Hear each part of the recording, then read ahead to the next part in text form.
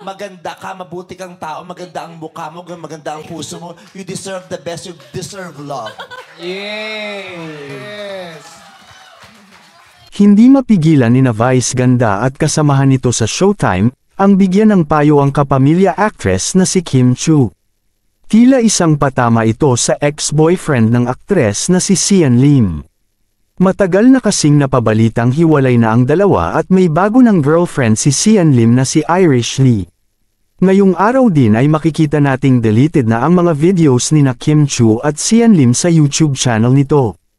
Matagal nang nagkakalabuan ang dalawa at tuluyan itong nasira nang may isang babae na pumasok sa kanilang relasyon.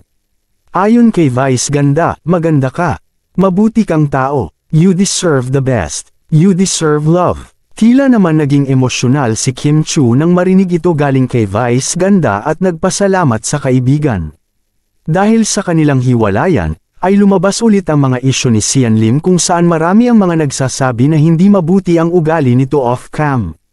Katulad ng ginawa nito sa isang artista na ka-lookalike ni Kim Chiu, kung saan binastos niya ito sa stage at harap ng camera.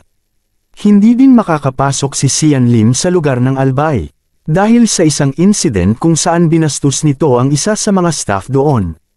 Ayon sa Madlang People, mas mabuti na naghiwalay sina Kim Chiu at Sian Lim, dahil deserve ni Kim Chiu ng lalaking mamahalin siya ng buo at hindi siya papabayaan. Isang dekada din ang relasyon ng dalawa, kaya naman makikita mong hindi ito madali para kay Kim Chiu.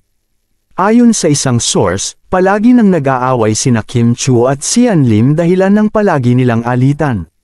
Madali daw uminit ang ulo ni Sian Lim at taon na ang sinakripisyo ni Kim Chiu para sa kanilang relasyon. Hiling ng kanilang mga fans at pamilya, hayaan muna ang dalawa na magpalamig at magsasalita sila sa tamang panahon.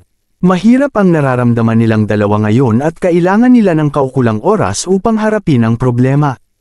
Anong masasabi ninyo sa balitang ito? Comment down below. Maraming salamat sa panunood.